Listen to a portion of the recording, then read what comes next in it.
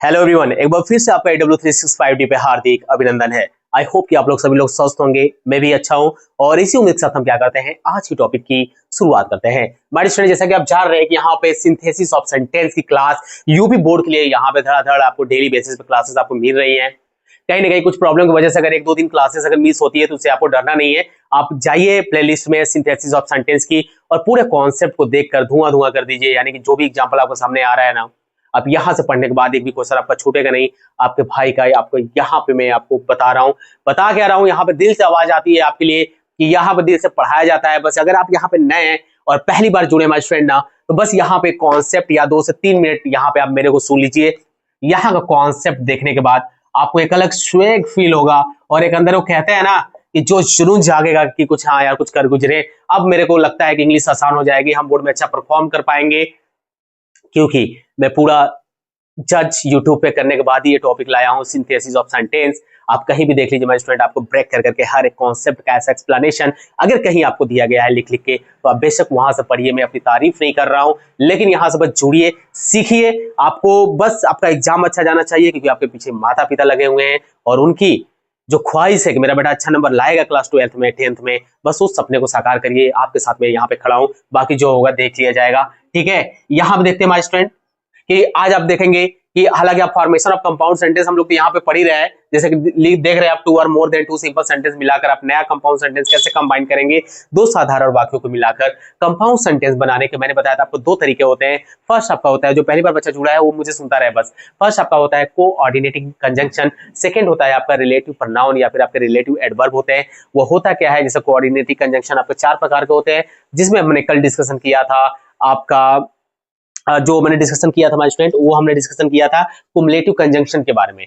Cumulative conjunction होता है क्या, और आज देखेंगे हम लोग की एडवर्सेटिव कोऑर्डिनेटिव कंजंक्शन क्या होता है। तो अगर आपने अभी तक लास्ट क्लास नहीं देखा है तो उसका लिंक डिस्क्रिप्शन बॉक्स में पड़ा है, या फिर सिंथेसिस ऑफ सेंटेंस के प्लेलिस्ट में जाइए, वहां से चेकआउट करके सबसे पहले कॉन्सेप्ट को देख लीजिए, तभी हर एक क्वेश्चन हर एक कॉन्सेप्ट आपको आएगा, अदरवाइज बहुत मुश्किल होगा। यहाँ पे एडवर्सेटिव कोऑर्डिनेटिव कंजंक्शन जो होता है माय स्टूडेंट, ये क्या होता है, इसको बोलते हैं वैसे हिंदी में विरोध सूचक। क्या बोलते हैं, विरोध सूचक बोलते हैं। ठीक है, एकदम ध्यान से देखते जाइएगा, जो बच्चा पहली बार है वो नोट्स बना के अच्छे से क्या करेगा, अपने कॉपी पे लिखता रहेगा। ठीक है, यहाँ पे है विरोध सूचक। ठीक है, कोऑर्डिनेटिंग कंजंक्शन जो कौन कौन से होते हैं माय स्टूडेंट, बट होता है, एट होता है, स्टिल होता है, नेवरदलेस, व्हाइल, व्हेनेवर, हाउएवर। ठीक है, बट का मतलब होता है लेकिन, एट का मतलब होता है फिर भी, स्टिल का भी मतलब होता है फिर भी, नेवरदलेस का मतलब होता है कभी भी नहीं, एंड व्हाइल का मतलब होता है जबकि, व्हेनेवर, हाउएवर। इसकी मीनिंग आपको माय स्टूडेंट बहुत ही आराम से आपको यहाँ पे आप क्या कर सकते हैं, यहाँ पे देख सकते हैं। यानी कि वे नेवर का मतलब होता है जब कभी भी, नेवरदलेस का भी मतलब होता है फिर भी, एंड हाउएवर जो देख रहे हैं माय स्टूडेंट, इसका मतलब होता है यद्यपि या फिर तथापि।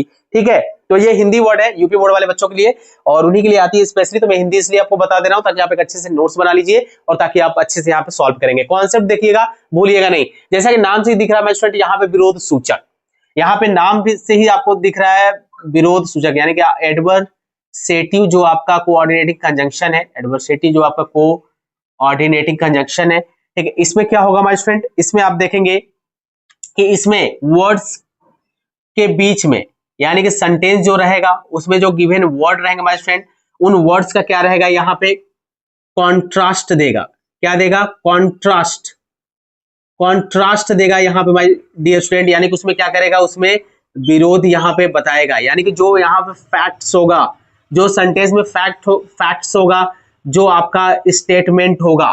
ठीक है, जो भी सेंटेंस में आपके फैक्ट्स होगा माय स्टूडेंट, जो भी स्टेटमेंट्स होगा, उसमें क्या दिखाएगा, उसमें कॉन्ट्रास्ट दिखाएगा। यहाँ पे अच्छे से आप देख नहीं पा रहे हैं, यहाँ पे लिखने में थोड़ा सा गोजापाती हो गया है। ठीक है, कॉन्ट्रास्ट होगा, इन दोनों के बीच में क्या होगा, विरोध होगा।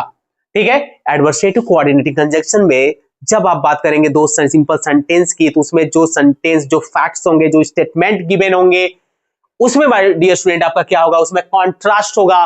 कॉन्ट्रास्ट का मतलब एक दूसरे के ऑपोजिट रहेंगे, एक दूसरे को विरोध करेंगे, अपोज करेंगे। वहां पे माय स्टूडेंट आपका क्या कहलाएगा, वहां पे आपका कहलाएगा एडवर्सेटिव कोऑर्डिनेटिंग कंजंक्शन। और जो आपके एडवर्सेटिव कोऑर्डिनेटिंग कंजंक्शन होते हैं वो आपके होते हैं but, yet, still, nevertheless, while, whenever, however. Okay, अब बनाएंगे कैसे, यहाँ पे क्वेश्चन को उड़ाना मेरे साथ आप सीखिए और देखिए मजा आ जाएगा माय स्टूडेंट। यहाँ पे चलिए पहला क्वेश्चन को हम सॉल्व करते हैं, क्योंकि स्पेस ज्यादा है नहीं, तो मैं 3 एग्जांपल आपके सामने लाया हूँ। ठीक है, स्पेस थोड़ा और रहता तो मैं और भी लाता, कोशिश करूंगा कल से इधर वाला जो पार्ट है ना, नेक्स्ट क्लास में मैं कम से कम 5-6 एग्जांपल आपको लाके पूरा प्रैक्टिस करा दूं। ही इज पुअर, वो क्या है माय स्टूडेंट, वो पुअर भी है एंड ही इज हैप्पी, लेकिन वो खुश भी है। यानी कि यहाँ पे देख रहे हैं जो पुअर वर्ड है, जो पुअर वर्ड है यानी कि जो गरीब है, ठीक है, गरीब है, ठीक है, लेकिन फिर भी वो क्या है, हैप्पी है, वो क्या है, खुश है, वो क्या है, खुश है। यहाँ पे आप देख रहे हैं कि इन दोनों वर्ड के बीच में क्या हुआ है माय डियर स्टूडेंट, यहाँ पे आपको कॉन्ट्रास्ट देखने को मिल रहा है। तो जहां पे कॉन्ट्रास्ट देखने को मिल जाए फैक्ट्स या स्टेटमेंट में, वहां पे समझ जाइए कि हमको यूज करना है एडवर्सिटी कोऑर्डिनेटिंग कंजंक्शन का, और इतने सारे हैं और इसके मीनिंग के अकॉर्डिंग। हिंदी मीनिंग जैसे मैंने बताया था, बट का मतलब लेकिन, एट का मतलब फिर भी, स्टिल का भी मतलब होता है फिर भी, नेवरदलेस का मतलब भी होता है फिर भी, व्हाइल मतलब जबकि, व्हेनेवर का मतलब होता है कभी भी, एंड हाउएवर का मतलब होता है यद्यपि या तथापि। तो जैसा सेंस आएगा वैसा आप यहाँ पे फील करेंगे। जैसे ही इज पुअर, वो क्या है, वो गरीब है, ही इज हैप्पी, लेकिन फिर भी वो क्या है, हैप्पी है, खुश है। तो यहाँ हमारे स्टूडेंट आप सीधा सीधा बना देंगे, यहाँ पर आप सीधा सीधा बनाएंगे। अच्छा, एक चीज और याद रखिएगा कि जिस सब्जेक्ट के लिए यहाँ पे हेल्पिंग वर्ब आपके पहले वाले स्टेटमेंट में देगा, ठीक है, जिस भी सेंटेंस में आप देखिएगा माय डियर स्टूडेंट कि अगर पहले स्टेटमेंट में आपका जो सब्जेक्ट प्लस उसके साथ हेल्पिंग वर्ब है और वो सेम यूज हुआ है सेकेंड वाले आप में, तो आप सेकेंड वाले का सब्जेक्ट और हेल्पिंग वर्ब क्या कर देंगे, उड़ा देंगे। क्या करेंगे, उड़ा देंगे। तो उड़ा दीजिए, उड़ा दिया, ठीक है, उड़ा दिया। अब सर बना दीजिए यहाँ पे, अब बना दीजिए, यहाँ पे होगा माय स्टूडेंट आपका ही इज पुअर, ठीक है, ही इज पुअर, ठीक है, वह गरीब है फिर भी क्या है, लेकिन क्या है, खुश है। अच्छा, फिर भी आ रहा है ना, तो ये भी सही है, बट लेकिन क्या है, वो खुश है। चलिए मैं दोनों तरीके से बना दे रहा हूँ, आप भी खुश हो जाइए, ठीक है। यहाँ पे he is poor but happy, यहाँ पे सेकेंड आप क्या बनाएंगे my dear student, he is poor, वह गरीब है, एट फिर भी क्या है, हैप्पी है, फिर भी क्या है, हैप्पी है। बताइए मजा आ रहा है क्या, मजा आ रहा है मेरे स्टूडेंट, तो आप उन स्टूडेंट के बीच में शेयर जरूर करिए। यहाँ से दिल से मैं आपसे बोल रहा हूँ कि जरूरी है इस फैमिली को बड़ा करने की, और कहीं ना कहीं यहाँ से बच्चे जो पास आउट होंगे ना, हम लोग को प्राउड फील होगा, क्योंकि यहाँ माय फ्रेंड जो आपके लिए कॉन्सेप्ट लाई जाती है, ये हर एक कॉन्सेप्ट निचोड़ कर एक्सप्लेनेशन देकर सॉल्व कराई जाती है। कहीं पे तो आपको लिखा लिखा है बस लाके रूल्स पढ़ के वो कर देंगे, समझा पाते हैं कि उसको नहीं समझा पाते हैं, लेकिन बच्चों के सामने आ जाता है, ये लो मैराथन 50 मिनट का, उसमें सिंथेसिस पूरा खत्म। कभी पॉसिबल ही नहीं है कि बच्चा सीख पाएगा यूपी बोर्ड का, ठीक है, और अपने एग्जाम में अच्छा कर पाएगा। मैं यहाँ पे सीधा बोलता हूँ, मुझे किसी से डर नहीं है। जो भी इंग्लिश ग्रामर पढ़ाते हैं किसी भी बड़े बड़े प्लेटफॉर्म पे, अगर वास्तव में आप एक्सप्लेनेशन दे सकते हैं, लिख लिख कर पढ़ा सकते हैं, हर एक कॉन्सेप्ट को पढ़ाइए, ठीक है। यहाँ पे हम लोग का मतलब किसी को टारगेट करना नहीं है, बस इतना है कि भाई उन बच्चों के लिए भविष्य ना खराब हो, इसलिए अगर पढ़ाने आ रहा है आपको, अगर आपके अंदर वास्तव में आप है ओरिजिनल, आप कॉन्सेप्ट समझा सकते हैं, बोर्ड में आए हुए पेपर उनके लिए इजी लगने लगे, अगर इतना बता सकते हैं तभी प्लेटफॉर्म पे उतरिए। और ऑनलाइन बच्चे अगर आप पे ट्रस्ट कर रहे हैं ना, तो कहीं ना कहीं आपको एक अच्छा गाइडेंस देना बहुत ही जरूरी हो जाता है। अपने आप में सुधार करके एक परफेक्ट टीचर बनिए, और उसके बाद बच्चों को क्या करिए, अपने कंटेंट को, यहाँ पे कंटेंट को क्या करिए, उनके सामने लाइए। He worked hard, he failed, उसने क्या किया, वर्कड हार्ड किया, लेकिन उसने मेहनत भी क्या की, हार्ड की, लेकिन फिर भी क्या हो गया, फेल्ड हो गया। तो यहाँ पे लग रहा है माय स्टूडेंट कि उसने मेहनत किया लेकिन फिर भी क्या हुआ, फेल हो गया। बट का यूज करके बना दीजिए, बट का यूज करके बना दीजिए, लिखिए यहाँ पे ही वर्कड हार्ड, ठीक है। अब यहाँ पे देख रहे हैं कि ही के लिए लगा हुआ है फेल्ड, यहाँ पे काट दीजिए इसको, ठीक है। बट क्या लिखेंगे आप, फेल्ड, फुल स्टॉप लगा दीजिए माय स्टूडेंट। बताइए कोई समस्या आ रही है क्या, एकदम धुआं धुआं कर रहे होंगे यार, एकदम धुआं धुआं कर रहे होंगे। जो बच्चा होगा ना वो इसको भी बता के बैठ गया होगा, अब तक बना के बैठ गया होगा। He had to face dangers, उसको क्या करना पड़ता था, उसको डेंजर्स यानी कि खतरों को फेस करना पड़ता था, लेकिन ही प्रिजर्व्ड, लेकिन वो क्या था, सुरक्षित था, ठीक है, फेस करता भी था और वो क्या था, सुरक्षित था। यानी कि यहाँ माय स्टूडेंट आप देख रहे हैं कि he had to face dangerous, ही के लिए यहाँ पे ही आया तो सबसे पहले उड़ा दीजिए। सबसे पहले क्या करेंगे माय स्टूडेंट, यहाँ पे आप उड़ा देंगे, और यहाँ पे देखिए मीनिंग के अकॉर्डिंग आप क्या करेंगे, मीनिंग के अकॉर्डिंग आप क्या करेंगे, यहाँ पे यूज कर देंगे। चलिए बनाइए, देखिए क्या बनेगा भाई, he had to face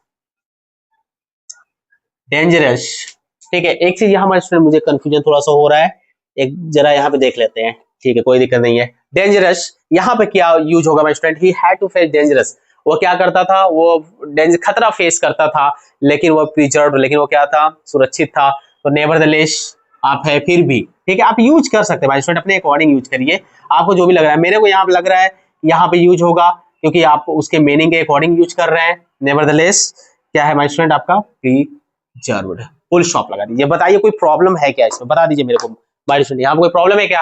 he had to face dangerous nevertheless preserved, वो क्या कर रहा था, खतरा फेस करता था, फिर भी वो क्या था, सुरक्षित था, ठीक है, संरक्षित था, ये कह सकते हैं।